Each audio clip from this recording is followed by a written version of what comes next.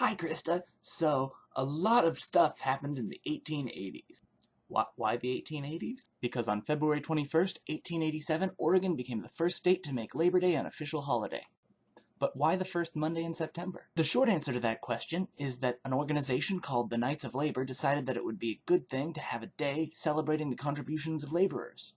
A Labor Day. The celebrations they proposed were pretty much what we'd recognize today. There were parades and maybe a rally or two, and picnics, days out for laborers, celebrating laborers and the end of summer. But why the day they picked instead of some other day? What makes the first Monday in September so special? To answer that, we have to talk a little bit about labor history in the 1800s and a little bit about another Labor Day. Labor Day with a U, aka International Workers' Day or May Day. So in the period following the Civil War, there was a huge growth in industry, and as a result, a huge growth in the working class. This Industrial Revolution thing seemed to be here to stay. Americans were paid about $1.50 a day, working about 10 hours a day, 6 days a week. So as you might imagine, many people found these circumstances really unacceptable, and a lot of people were trying to organize working folks so that they could demand higher wages, better working conditions, and a better life for their families. Opinions varied as to what the scope of the demands of working people should be. There were many radical folks who felt that we should abolish capitalism, kill the bosses, take over the factories.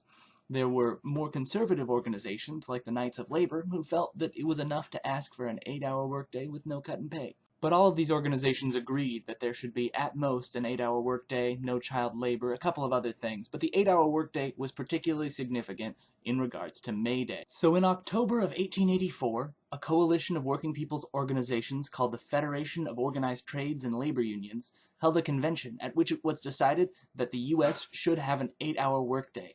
Moreover, they decided that May 1st, 1886 was going to be the day it all began. The idea was that after May 1st, 1886, no one would be required to work more than 8 hours a day without appropriate compensation. This was way outside the national Overton window, and the legislature was largely controlled by their bosses. So, they decided to do what you do when your bosses are unwilling to compromise about working conditions. They decided to start a general strike. Despite their distaste for radicalism, more centrist elements of the labor movement were forced to work together with anarchists, syndicalists, and communists in order to build a broad-based coalition for the general strike. But in Chicago, this manifested as somebody throwing a bomb at the cops. That shit went kind of crazy. The cops fired into the crowd, like 10 people were killed, including the cops. There was a trial, a bunch of people were put to death, anarchists, syndicalists, communists, other radicals. None of them had actually thrown the bomb, but it was felt they were somehow responsible. So there was understandable anxiety on the part of more centrist elements of the labor movement that May 1st would become a day to celebrate the martyrdom of radical people, and therefore further radicalize the labor movement in America, and distance it from the American body politic. So, as a result, they were very motivated that if there was to be a day celebrating the achievements and contributions of working people, that it should probably not be May 1st. So in the following years, labor organizations were successful in securing recognition for the first Monday in September as a Labor Day to commemorate a successful rally by the Knights of Labor in New York City. In the summer of 1894, there was an unauthorized railroad strike. Fun fact, when you organize a strike without the consent of your labor union, it's called a wildcat strike. Wildcat. So, very long story, very short.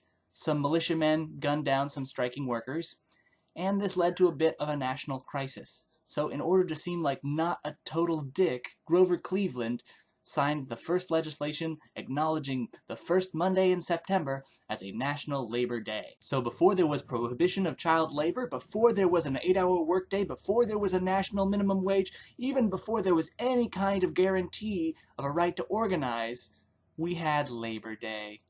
Isn't that nice? So this was a very one-dimensional, abbreviated history of Labor Day. I put some links in my skirt about labor history in general. A lot of other stuff happened. It's not like the labor movement was perfect in every way. I have a lot more stuff to say, but I'm already over 4 minutes, so I think maybe I should stop here. Educational videos are allowed to be more than 4 minutes long.